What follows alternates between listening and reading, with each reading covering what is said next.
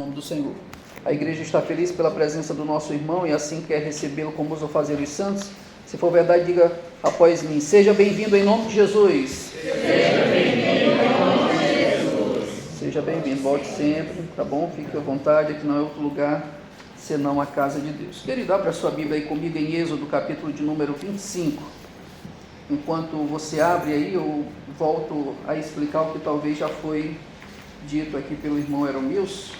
Hoje nós estamos em um culto atípico aqui no Templo Kids, porque o Ministério Infantil está ensaiando aí uma programação especial para o nosso culto de domingo, e eles precisaram do templo já para fazer os últimos ajustes, tá? Então, por conta disso, nós deixamos o templo principal para estarmos aqui no Templo Kids, tá? Mas isso não diminui em nada, O culto do Senhor não está restrito ao templo, não é verdade? O culto do Senhor ocorre onde o povo de Deus está reunido em torno do seu nome. Se nós estamos aqui para cultuar o nome do Senhor, o Senhor também está presente neste lugar para receber a sua adoração. Todos acharam aí o texto? Diga amém. Amém. Acompanhe a leitura aí comigo. O texto diz assim: também farão uma arca de madeira de acácia, de 2 côvados e meio será o seu comprimento, de 1 côvado e meio a largura e de 1 côvado e meio a altura. De ouro puro a cobrirás, por dentro e por fora a cobrirás, e farás sobre ela uma bordadura de ouro ao redor. Fundirás para ela 4 argolas de ouro e as porás nos 4 cantos da arca, 2 argolas num lado dela e 2 argolas no outro lado. Farás também varais de madeira de acácia e os cobrirás de ouro. Meterás os varais nas argolas dos lados da arca, para se levar por meio deles a arca. Os varais ficarão nas argolas da arca e não se tirarão dela.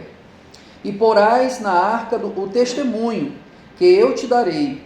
Farás também um propiciatório de ouro puro, de 2 côvados e meio será o seu comprimento, e a largura de 1 côvado e meio. Farás 2 querubins de ouro batido os farás, nas 2 extremidades do propiciatório. 1 querubim na extremidade de uma parte e outro na extremidade da outra parte. De uma só peça com o propiciatório fareis os querubins nas 2 extremidades dele. Os querubins estenderão as asas por cima, cobrindo com elas o propiciatório. Estarão eles de faces voltadas uma para a outra, olhando para o propiciatório. Porás o propiciatório em cima da arca, e dentro dela porás o testemunho que eu te darei. Ali virei a ti, e de cima do propiciatório, do meio dos 2 querubins que estão sobre a arca do testemunho, falarei contigo na arca acerca de tudo o que eu te ordenar para os filhos de Israel. Curva sua cabeça, feche seus olhos e oremos ao Senhor. Pai eterno, nós somos gratos a Ti pela leitura de mais uma porção da Tua palavra, e somos mais gratos por estarmos aqui na Tua casa, juntamente com o Teu povo, para cultuar o Teu nome e também para aprender acerca, ó Deus eterno, do Senhor, do Seu caráter maravilhoso e dessa Tua palavra que é tremenda e santa.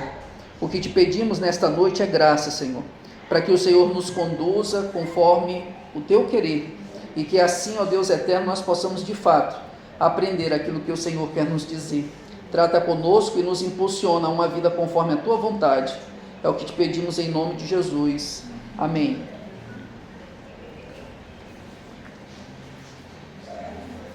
Queridos, como vocês sabem, nós estamos estudando o livro de Êxodo, e nas últimas semanas nós vimos que após a saída do Egito, Deus conduziu o povo de Israel até o Monte Sinai, e lá ele fez uma aliança com o seu povo, a qual foi ratificada no capítulo de número 24, que é o capítulo que antecede a passagem que nós lemos.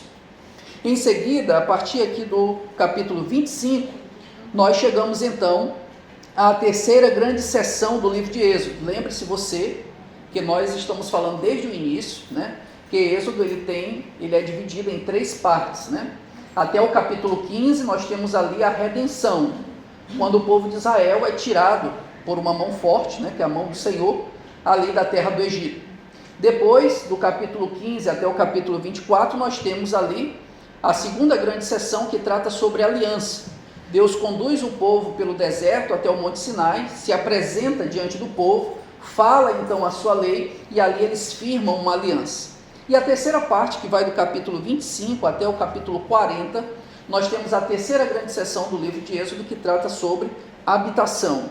Essa terceira parte, na qual nós chegamos aqui, ela vai justamente mostrar Deus transmitindo orientações por intermédio de Moisés, a fim de que Israel construísse o tabernáculo, que seria, no caso, o local da habitação de Deus em meio ao seu povo. É por isso que nós denominamos essa terceira grande sessão do livro de Êxodo com o nome habitação. Por quê? Porque o foco aqui é justamente mostrar as instruções para a construção do tabernáculo e a própria construção do tabernáculo. O livro de Êxodo, inclusive, finaliza o capítulo 40, mostrando Deus, então, tomando posse daquilo que é a sua habitação. Deus entrando no tabernáculo, enchendo o tabernáculo com a sua glória, de tal forma que os sacerdotes não podiam sequer entrar lá no tabernáculo, né? Então, é sobre isso que nós estamos vendo.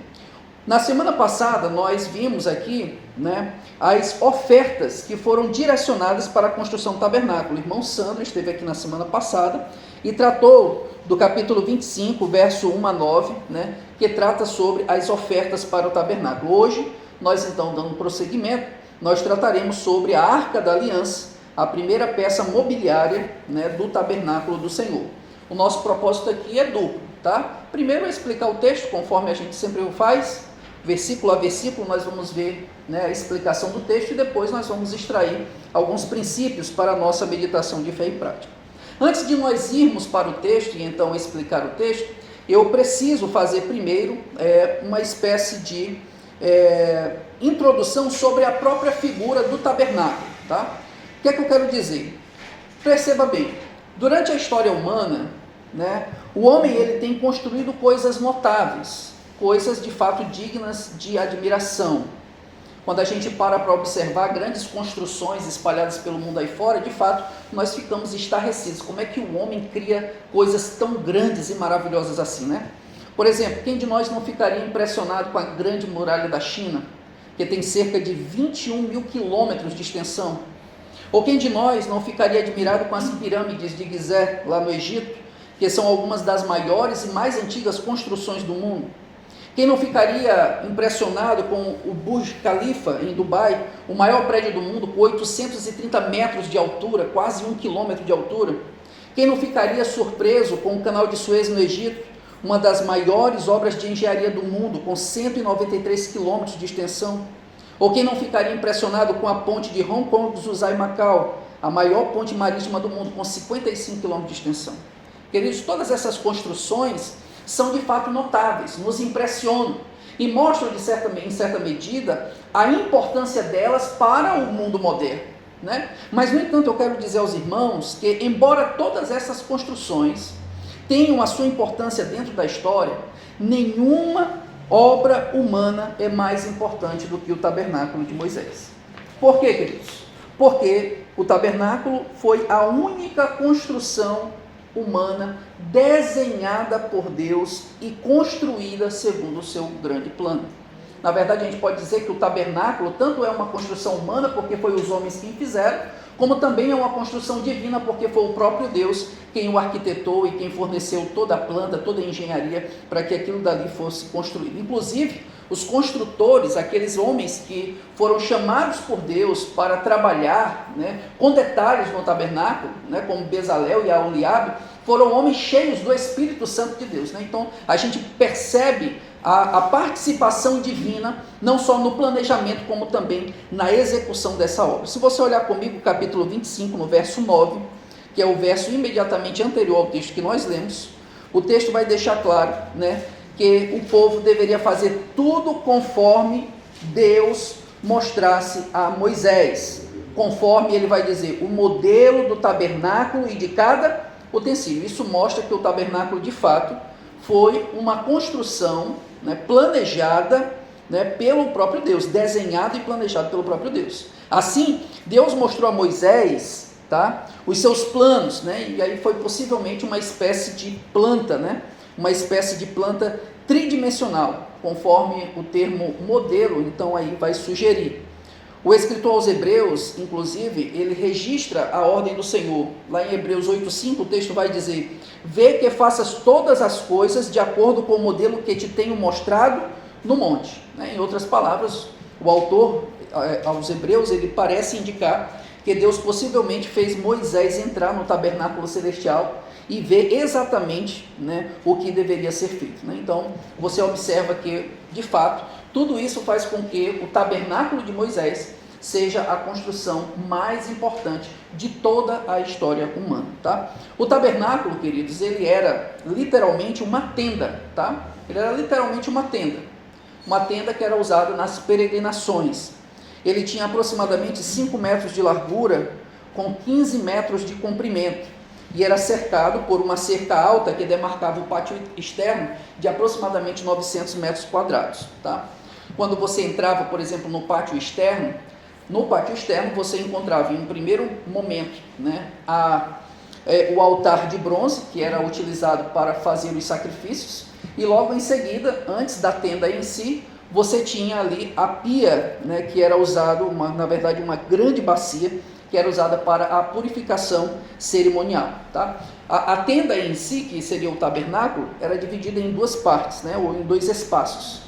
O primeiro espaço era o lugar santo, onde ficava o castiçal ou o candelabro de ouro, aqui à sua esquerda. Na hora que você entrasse, à sua esquerda aqui você tinha o castiçal ou o candelabro de ouro, À sua direita você tinha, de frente para o candelabro, a mesa dos pães da propiciação, E mais à frente aqui, antes da cortina que separava o lugar santo do lugar santíssimo, você tinha ali o altar de incenso, E a segunda parte, que seria a parte mais interna do tabernáculo, você tinha então o Santo dos Santos ou o lugar santíssimo, e era lá que estava o utensílio que nós estamos aqui estudando, que é a Arca do Senhor, tá? Então você tinha pátio externo, com altar de bronze para os sacrifícios e a bacia para a purificação cerimonial, o lugar santo com o candelabro, a mesa dos pães e o altar de incenso, e o lugar santíssimo, ou Santo dos Santos, com a Arca do Senhor. Eu tenho aqui um vídeo que mostra rapidamente, como é esse tabernáculo. Aqui está em 3D, tá? Alguém aqui na internet, eu achei esse vídeo na internet, que foi feito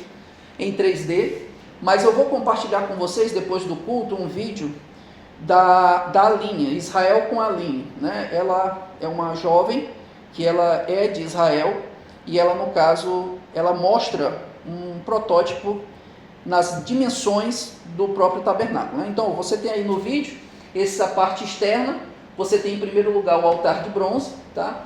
Que eram oferecidos os sacrifícios. Logo em seguida você tem a pia de bronze, ou na verdade a bacia para a purificação cerimonial. Quando você entrava na tenda em si, que é essa parte aí, em um primeiro momento você tem o lugar santo. Aí ele está mostrando as cortinas que cobriam, o tabernáculo.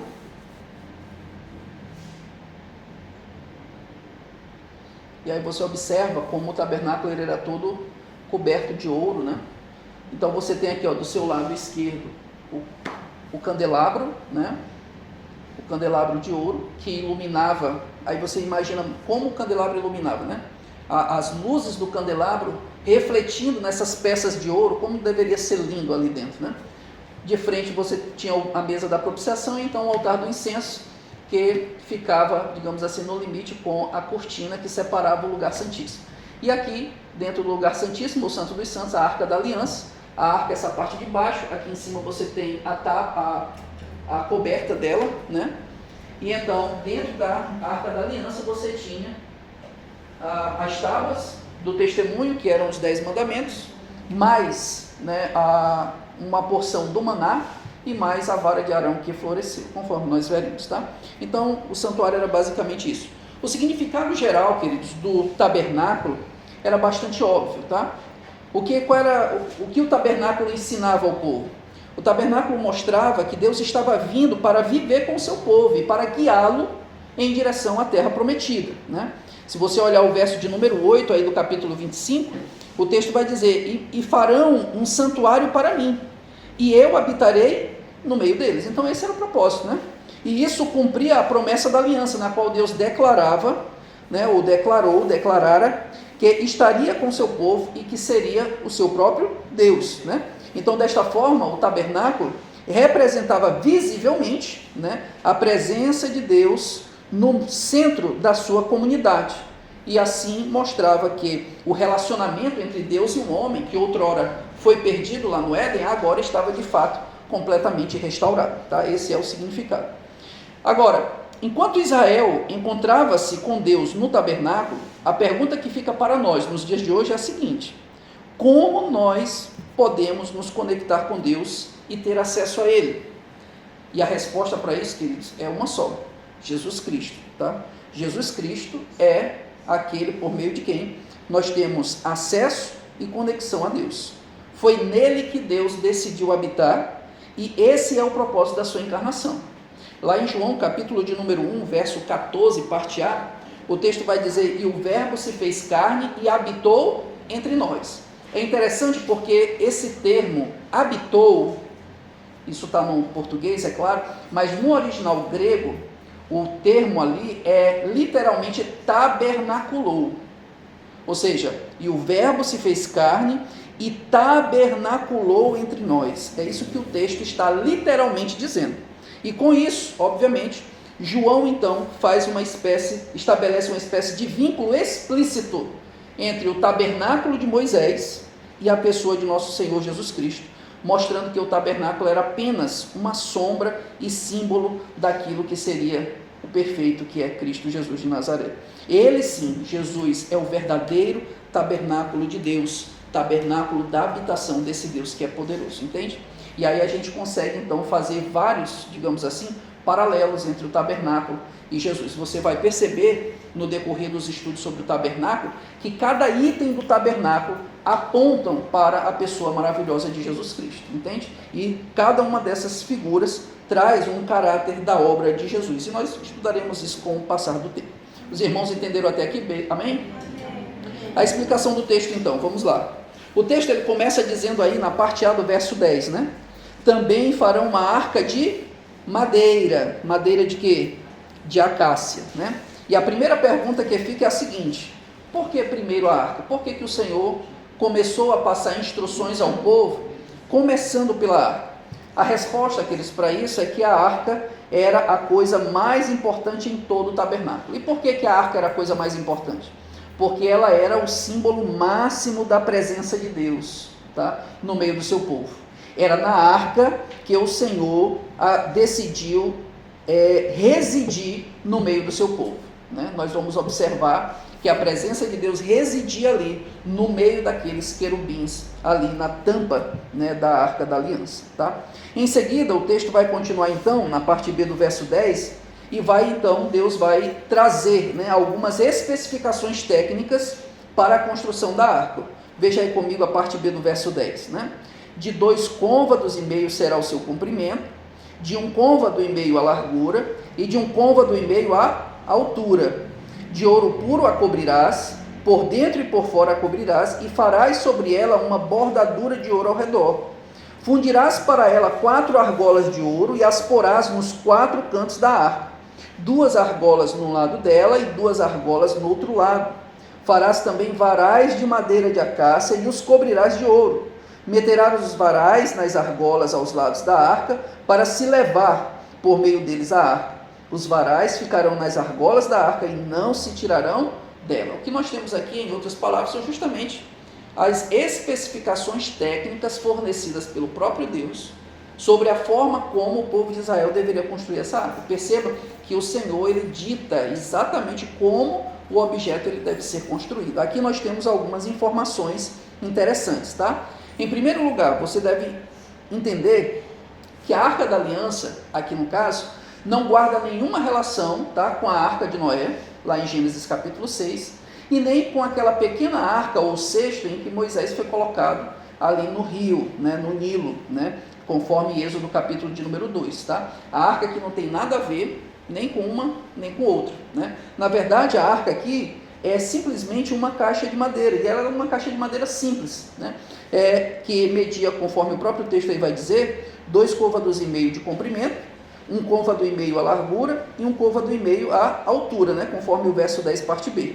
O côvado era uma medida, tá bom? Era uma unidade de medida geral no mundo antigo, que media mais ou menos entre 40 a 50 centímetros. O côvado era a distância entre o cotovelo e a ponta do dedo maior aqui, ó. Essa parte daqui para cá de um homem, né? Então mede mais ou menos aí entre 40 e 50 centímetros, dependendo do homem, né? Da altura, da envergadura dele, tá? Então, se nós transformarmos, né, os côvados em metros, nós vamos ter as medidas que a própria Bíblia NVI traz em sua tradução. A NVI vai dizer aí no verso 10, parte B, que a Arca da Aliança teria 1 metro e 10 centímetros de comprimento, 70 centímetros de largura e 70 centímetros de altura, né? Então, a largura e a altura seriam de 70 centímetros, enquanto que o comprimento seria de 1 metro e 10, tá? Além disso, o texto vai dizer que ela tinha alguns ornamentos, tá? Além dela ser feita de madeira de acácia, que era a madeira mais nobre daquela época, né? O texto vai dizer, no verso de número 11, que ela seria coberta de ouro por dentro e por fora. Veja aí comigo o verso 11, parte A. De ouro puro a cobrirás, por dentro e por fora a cobrirás, né? Ouro puro aqui é uma referência à realeza, né? Já que o Senhor é rei entre o seu povo, não é verdade? E o ouro puro aqui, refinado, era utilizado, de certa forma, para extrair qualquer impureza que pudesse haver nos materiais, tá? Além de ser coberta de ouro, o texto também vai dizer ainda no verso 11, na parte B, que ela deveria ter uma moldura em torno do topo, né? Veja aí comigo o verso 11, parte B. Farás sobre ela uma bordadura de ouro. Bordadura aqui no caso é uma moldura, né? Então na parte de cima da arca, supondo aqui que essa mesa é a arca, né? Na parte de cima ela teria uma moldura, e essa moldura também deveria ser de ouro, tá? Também revestida de ouro, como a própria arca. Além disso também, essa arca deveria ter 4 argolas de ouro, as quais seriam fixadas, né, em seus 4 pés, tá? Aqui na versão ARA você tem o termo cantos, né? Quando o texto vai dizer aí no verso 12, né? Fundirás para ela 4 argolas de ouro e as porás nos 4 cantos da arca, tá? É mais adequado nós traduzirmos o termo canto aqui por pés, porque a arca tinha de fato 4 pés, onde ela estava apoiada sobre o chão, tá? E as argolas deveriam ser colocadas na parte superior desses pés, no caso aqui os cantos que essa versão aqui quer se referir. Então 2 argolas ficavam de um lado, 2 argolas ficavam do outro, tá bom? E por fim, o texto também vai dizer que dentro dessas argolas ficavam também o quê? 2 varas de ouro que eram utilizadas para o transporte da arca, né? Veja comigo aí os versos 13, 14 e 15, que diz aí: farás também varais de madeira de acácia e os cobrirás de ouro. Meterá os varais nas argolas aos lados da arca, para se levar por meio deles a arca. Os varais ficarão nas argolas da arca e não se retirarão dela, né? Então, você tem aqui a arca, tá bom? Você tem aqui a arca, medindo 1,10 por 70 centímetros de largura e mais 70 centímetros de altura. Você tem a moldura aqui ao redor na parte superior, e nos pés dessa arca você tem então as argolas, e passando por dentro das argolas você tinha as varas, né? Então sempre que a vara fosse então locomovida de um lugar para o outro, né, os sacerdotes deveriam então segurar pela vara, porque eles não podiam tocar na arca da aliança, porque a arca, como eu falei, é o símbolo máximo da presença de Deus. E aí todos nós, quando falamos sobre isso, nos lembramos de quem, irmãos? De Uzá, né? Lá em Samuel, 2 Samuel, salvo engano, o texto vai dizer que Davi, ele tentou levar a arca da aliança da casa de Obed-Edom para Jerusalém, né? Só que ele fez isso de uma maneira inapropriada. A lei de Moisés dizia que eram os sacerdotes quem deveriam levar a partir das varas, que eram fixadas entre as argolas, né?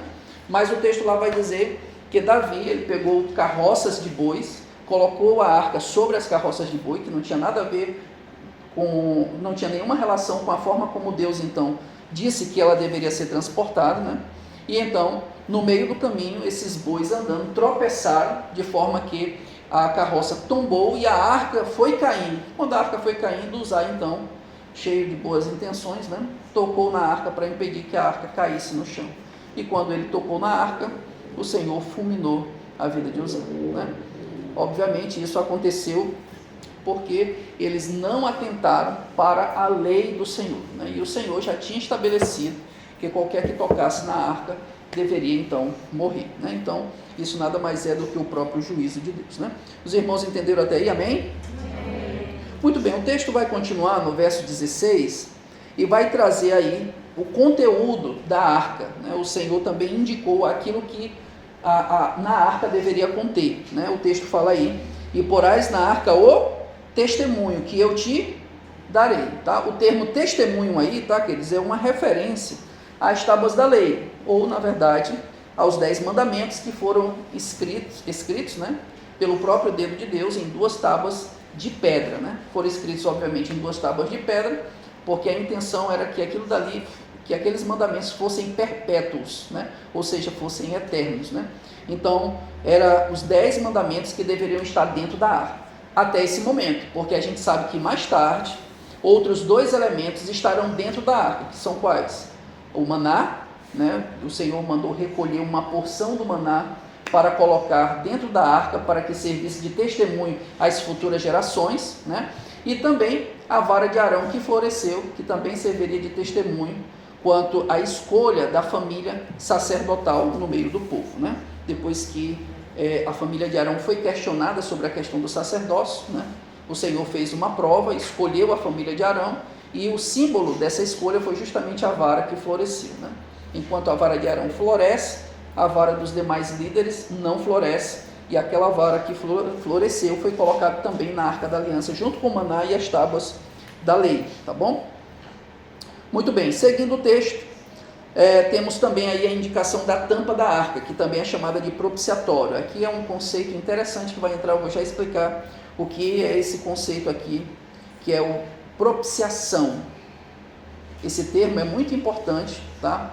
Dentro do plano divino da redenção, e eu vou já explicar o que significa isso. Mas por enquanto vamos nos ater ao que o texto fala, né? O texto fala que Moisés também deveria construir um propiciatório, na verdade uma tampa para a arca. E aí nós temos no verso 17, parte A, justamente o texto dizendo: farás também um propiciatório. Esse propiciatório deveria ter as seguintes especificações. Em primeiro lugar, ele deveria ser de ouro puro, conforme o verso 17, parte B aí. Ele deveria ser de ouro puro, conforme era também a própria arca. Além disso, ainda no verso 17, essa tampa seria de 2,5 côvados de comprimento, ou seja, 1,10 m, a mesma medida do comprimento da arca, por 70 centímetros, que é a mesma medida da largura da arca. Ou seja, a arca e a tampa ficariam certinho, uma sobre a outra, exatamente, digamos assim, na mesma dimensão, tá bom? Terceiro lugar, nessa tampa que era colocada sobre a arca, deveria ter também querubins, 2 querubins de ouro batido e fundidos sobre ela. Ou seja, veja bem, enquanto a arca e a tampa foram feitos de madeira de acácia e revestidas de ouro, o querubim, ele era feito de ouro fundido, ele era totalmente de ouro. Ouro batido. E ele era fundido, ou seja, colado sobre a tampa, formando com ela uma peça só. Veja comigo a partir do verso 18. Farás 2 querubins de ouro batido os farás nas 2 extremidades do propiciatório. Um querubim na extremidade de uma parte e o outro na extremidade da outra parte. Uma só peça com um propiciatório, fareis os querubins nas 2 extremidades deles.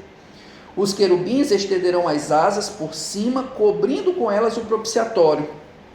Estarão eles de faces voltadas um para a outra, olhando para o propiciatório. Porás o propiciatório em cima da arca e dentro dela porás o testemunho que eu te darei. Então observe aqui, se aqui fosse, portanto, a tampa da arca, né, um querubim ficaria localizado nessa extremidade, com o seu rosto voltado para lá, enquanto o outro querubim ficaria nesta outra extremidade, voltado com o seu rosto para lá.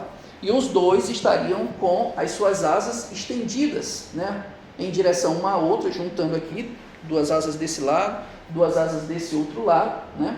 O rosto deles, embora estivesse aqui de frente um para o outro, nesta direção, como se um estivesse olhando para o outro, no entanto, eles não estão olhando para cima, eles estão olhando para baixo, para a tampa da arca, né? E isso tem um significado que nós falaremos daqui a pouco, tá?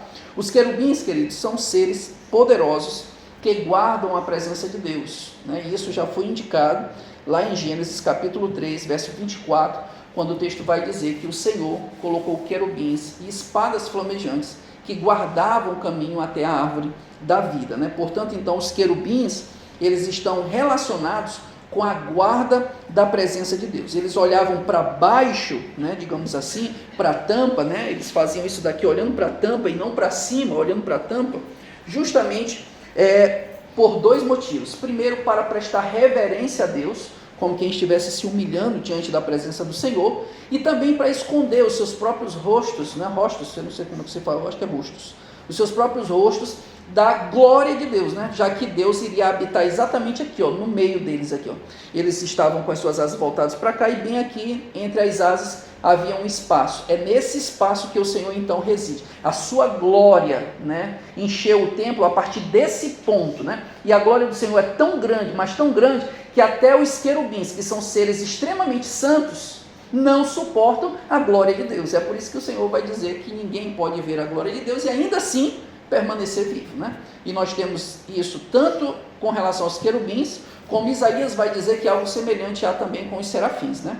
Quando os serafins, eles têm 6 asas, com 2 eles voam, com 2 eles cobrem os pés, mas com 2 eles cobrem o quê? O rosto, na verdade, para justamente não serem cegados pela glória do Senhor, né? Então, nós observamos isso daí. É por isso, inclusive, queridos, que o texto vai finalizar o verso 22, dizendo o seguinte: ali virei a ti, e de cima do propiciatório, do meio dos 2 querubins que estão sobre a arca do testemunho, falarei contigo acerca de tudo o que eu te ordenar para os filhos de Israel. Então é ali, entre os querubins, que residia a presença gloriosa de Deus, daquele de Deus, tá bom? Esse texto de Êxodo capítulo 25, verso 10 a 12, ele tem um paralelo lá em Êxodo capítulo de número 37, só para que você entenda, tá? Todo o restante do livro de Êxodo vai tratar sobre a construção do tabernáculo, tá? E aqui nós temos a construção do tabernáculo dividida em 2 partes. Do capítulo 25 até o capítulo de número 30, nós temos aí as instruções que Deus dá. Lembre você que Moisés está no topo do monte, ele está passando 40 dias e 40 noites na presença do Senhor, e lá então Deus, ele transmite a Moisés as instruções para a construção da arca. Então, daqui para cá, é aquilo que Deus planejou, desenhou para o seu tabernáculo, ok? Essas instruções, elas são interrompidas pelo pecado do povo. No capítulo 31 não. No capítulo 32, 33, nós temos aí, até o 34, nós temos aí o pecado do povo, que ele cai em idolatria, por conta do bezerro de ouro, né, que foi levantado. Depois disso nós temos o Senhor chamando a atenção do povo, e depois a ratificação da aliança, até o capítulo 34. Depois, no capítulo 35, nós temos de volta aqui o tabernáculo sendo citado, tá? E o tabernáculo agora não mais em instruções, mas sendo feito de fato, tá? Então a primeira parte, que vai do capítulo 25 até o capítulo 31, ali são as instruções para a construção do tabernáculo. E no capítulo 35 em diante, é justamente o povo construindo o tabernáculo. Então nós temos 2 textos que são paralelos, um com as instruções e o outro com a construção, tá? E lá no capítulo 37, nós temos a Arca da Aliança sendo citada novamente, tá? Na semana passada, o Sandro citou o texto do capítulo 35, a partir do verso 4, que também fala das ofertas para o tabernáculo. E hoje eu estou citando esse texto, por quê? Porque nós vamos tratar essas 2 partes, tá, querido? Juntas, para que a gente não perca tempo. Para que eu não tenha que pregar hoje sobre a Arca da Aliança e depois, quando chegar no capítulo 27, pregar a mesma coisa. O que é que a gente vai fazer? A gente vai juntar esses textos, tratar como um só, tá bom? Então eu peço para que você, se você está marcando a sua Bíblia, coloque aí um Vzinho aí como estudado já, tá bom? Porque depois a gente não vai mais passar por essa segunda parte. Eu já vou tratar a primeira e a segunda parte aqui juntas, né? E o texto do capítulo 37, a partir do verso 1, vai dizer o seguinte, olha só. Bezalel fez a arca. Quem é Bezalel? É justamente um dos 2 que foram então, que receberam da parte de Deus o Espírito para que trabalhasse com toda espécie de artesanato. Eles estavam fabricando esses móveis, né, a partir de uma ação poderosa do Espírito Santo. Então o texto vai dizer que Bezalel fez a arca com madeira de acácia, com 1,10 m de comprimento, 70 centímetros de largura e 70 centímetros de altura. Perceba que é igualzinho o texto que a gente leu hoje, tá? Versículo 2: revestiu-a de ouro puro por dentro e por fora, e fez uma moldura de ouro ao seu redor.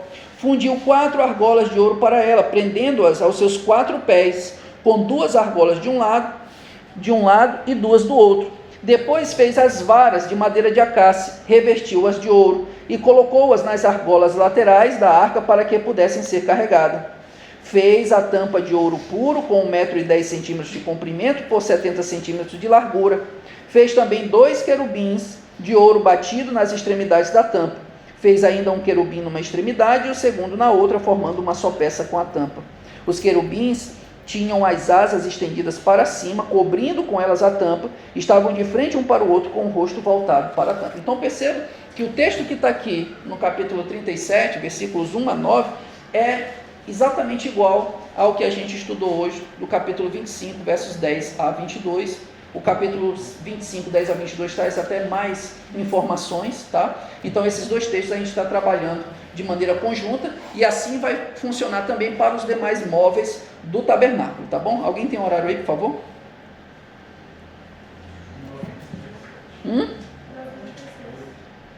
8, né?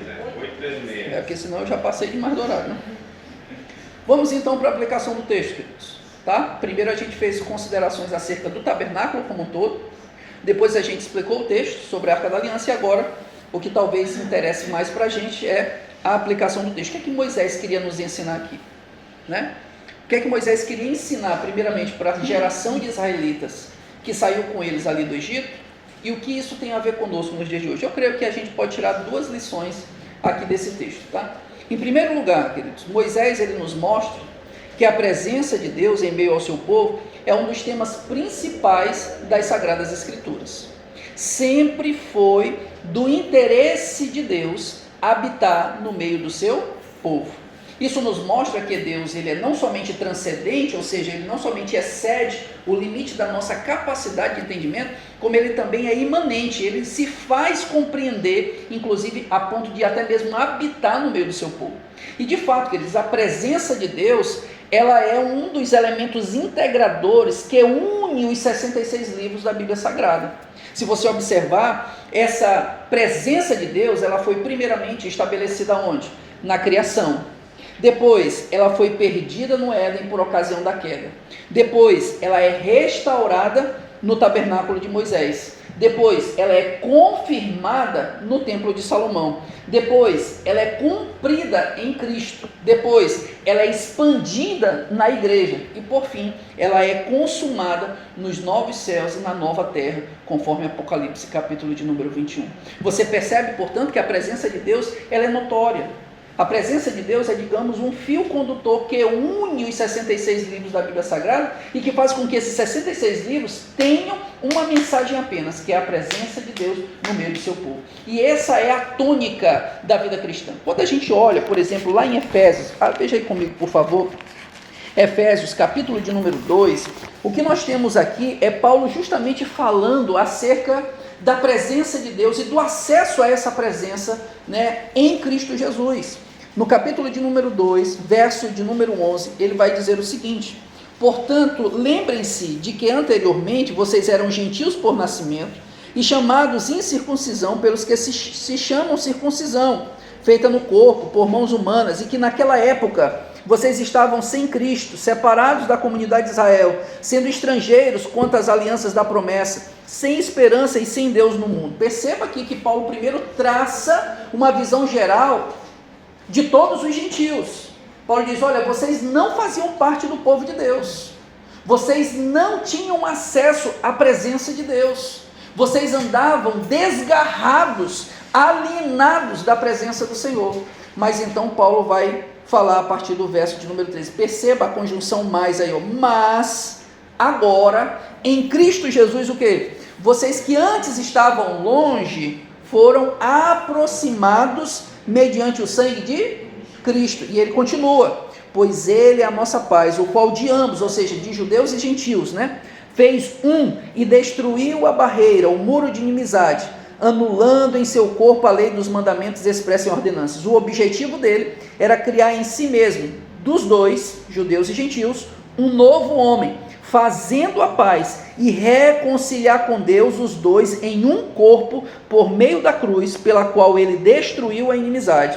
Ele veio e anunciou paz a vocês que estavam longe e paz aos que estavam perto, pois por meio dele, tanto nós como vocês temos acesso ao Pai por um só Espírito. Portanto, vocês já não são estrangeiros nem forasteiros, mas concidadãos dos santos e membros da família de Deus, edificados sobre o fundamento dos apóstolos e dos profetas, tendo Jesus Cristo como pedra angular, no qual todo o edifício é ajustado e cresce para tornar-se um santuário santo no Senhor. Nele vocês também estão sendo edificados juntos, para se tornarem o que, irmãos? Morada de Deus por seu Espírito. Perceba, portanto, que a vida cristã, a tônica da vida cristã, é uma vida vivida na presença de Deus. Portanto, a presença de Deus é um dos temas centrais da Bíblia Sagrada. De forma, queridos, que nós, de fato, fomos reconciliados com o Senhor para viver em sua presença. E não somente para viver em sua presença, mas para ter acesso à sua presença, ou seja, para nos relacionarmos com Deus. De forma que é contraditório de nossa parte, quando nós sabemos disso e nós não nos relacionamos com o Senhor. Quando nós sabemos disso, mas nós simplesmente fazemos pouco caso da presença de Deus em nossas vidas. Quando nós sabemos disso e nós não estamos em um contato constante com Deus. Deixa eu lhe dizer aqui uma coisa, queridos. Uma coisa é você saber intelectualmente ou teoricamente sobre a presença de Deus. Mas eu quero lhe dizer que o Senhor tem chamado a mim e a você, não somente para sabermos sobre a presença de Deus, mas muito mais para experimentarmos a presença de Deus em nossas vidas. Entende isso? Uma coisa é você saber a presença de Deus, outra coisa é você conhecer teoricamente quem é Deus. Às vezes por meio dos outros, às vezes por meio de um estudo prático da palavra de Deus, mas outra coisa totalmente distinta é você entrar no seu secreto, é você buscar a presença de Deus e você perceber de fato e de verdade a presença de Deus real e notória na sua vida. E é para esse tipo de relacionamento que o Senhor nos chama, que o Senhor nos convida, queridos. Eu e você devemos viver uma vida de um relacionamento mútuo com o Senhor. E perceba que para que nós estivéssemos na presença de Deus, para que nós tivéssemos acesso à presença do Senhor, para que nós pudéssemos desfrutar de uma eternidade com Deus, foi necessário, não qualquer coisa, mas única e exclusivamente o sangue de Jesus Cristo derramado na cruz do Calvário. De forma que se eu e você não vivemos uma vida de relacionamento com o Senhor, nós estamos simplesmente fazendo pouco caso do sangue de Jesus, entende? Essa é a questão. Como você se relaciona com Deus mostra o valor que você dá ao sangue de Jesus, entende? Se você é daqueles que se relaciona bem com o Senhor, que vive na presença de Deus, que busca a sua face e que procura por todos os meios desfrutar de uma vida de relacionamento íntimo, pessoal e profundo com Deus, isso mostra que você valoriza o sangue de Cristo. Mas se você simplesmente vive de qualquer forma e não se importa com a presença de Deus, queridos, você está mostrando que você faz pouco caso do sangue de Cristo. Você profana o nome de Cristo. Você simplesmente diz que o sangue de Cristo não lhe serviu absolutamente para nada, porque os benefícios que o sangue de Cristo lhe trouxe, principalmente acesso à presença de Deus, você não valoriza. Você simplesmente não valoriza. Entende? Então nós somos chamados a viver na presença de Deus. Moisés nos mostra que a presença de Deus em meio ao seu povo é um dos principais temas das Sagradas Escrituras. Em segundo lugar, queridos, para finalizar, Moisés, ele nos mostra um problema com esse arranjo, com o arranjo da arca aqui. A estrutura da arca aponta para um problema, e eu quero que vocês entendam isso. Vamos pensar na estrutura aqui, principalmente da arca da aliança. O que é que nós temos? Nós temos uma arca onde o próprio Deus, no verso de número 22, vai dizer que ele reside entre os querubins. Então o Senhor está aqui sobre a arca, no meio dos querubins. E esses querubins estão guardando o que, irmãos? A presença de Deus. Até aí tudo bem? Beleza. O que é que nós temos sob a presença de Deus, ou seja, debaixo da presença de Deus? Nós temos o testemunho, ou seja, nós temos as 2 tábuas da aliança, nós temos os 10 mandamentos que resumem, em essência, toda a lei de Deus, certo? Então nós temos a presença de Deus em cima e a lei embaixo. Qual é o problema que surge daí, queridos? O problema é que Israel não era capaz o quê? De cumprir a lei de Deus. Logo, a presença de Deus sobre a arca, entre os querubins, denotava não apenas, queridos, denotava não apenas um relacionamento entre Deus e o povo, como também apontava para um possível juízo. Se o povo de Israel não cumprisse a aliança, a partir de uma vida íntegra e reta, obedecendo aos mandamentos do Senhor, a presença de Deus traria juízo sobre o povo, entende? Esse era o problema, porque nós temos um Deus extremamente santo, perfeitamente santo, habitando no meio de um povo que é extremamente o quê? Pecador, imperfeito. Então o homem não conseguindo cumprir a lei de Deus, outra coisa não vem sobre o homem senão o quê? Juízo. Então você tem uma tensão. Por um lado, o Senhor querendo habitar no meio do seu povo, alcançando esse povo com a sua graça e misericórdia. E do outro lado, você tem um povo pecador que não cumpre a lei de Deus e que, portanto, merece juízo da parte do Senhor. Como nós conciliamos graça, misericórdia, amor com justamente justiça e juízo da parte de Deus? Queridos, o Senhor, prevendo esse problema, Ele estabeleceu um meio para a nossa propiciação, que é justamente o sangue da expiação. O sangue, ele de certa forma, ele era utilizado para fazer propiciação pelos nossos pecados. Uma vez ao ano, o sumo sacerdote, ele entrava no Santo dos Santos, ou no lugar santíssimo, onde estava a Arca da Aliança. Ele entrava com o objetivo de aspergir sangue sobre o propiciatório, que é essa tampa onde os querubins ficavam. E com isso, queridos, ele mostrava, em outras palavras, que o povo estava perdoado e que o povo também estava o quê? Protegido. Portanto, qual era a solução para estabelecer o relacionamento entre um Deus santo e um povo pecador? É justamente o sangue.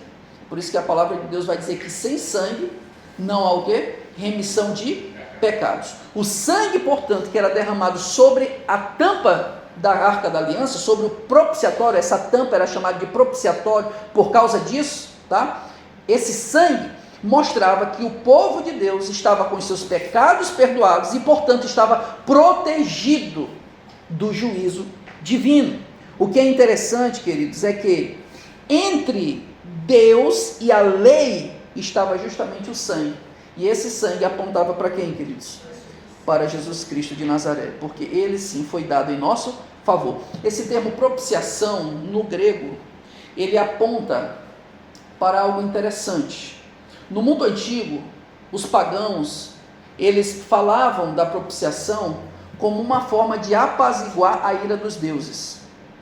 Vocês sabem disso, né? A teologia da retribuição que imperava no mundo antigo, ela, de certa forma, dizia que quando os deuses queriam abençoar o povo, né, quando os deuses estavam de bem com o povo, esses deuses vinham com bênção sobre esse povo, né? Esses deuses mandavam, por exemplo, chuva para as lavouras, fazia com que as lavouras dessem o seu fruto, né? Protegia dos inimigos e por aí vai. Ou seja, o que denotava um relacionamento de bem-estar entre o povo pagão e as suas divindades? Era justamente o favor do povo. Mas quando as coisas iam mal, quando esse povo estava vivendo dias terríveis, o povo costumava acreditar que as suas divindades estavam iradas contra eles.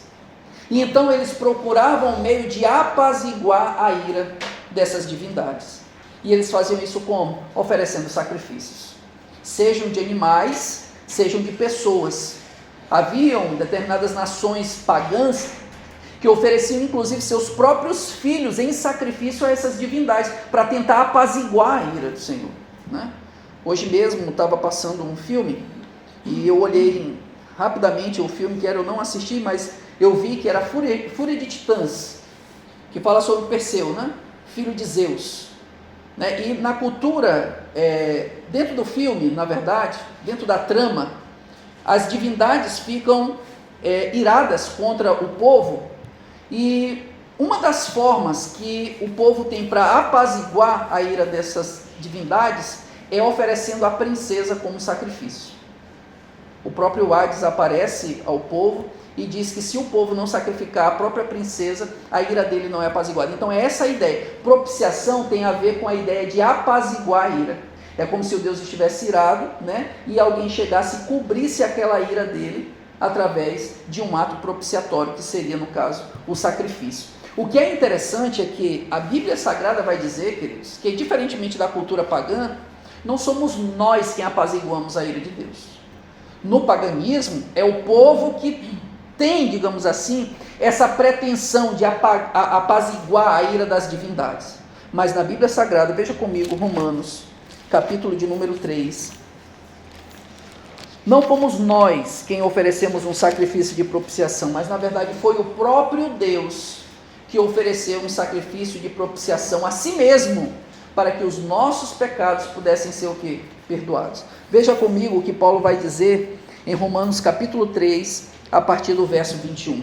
Ele diz: mas agora se manifestou uma justiça que provém de Deus, independentemente da lei, da qual testemunham a lei e os profetas. Justiça de Deus mediante a fé em Jesus Cristo para todos os que creem.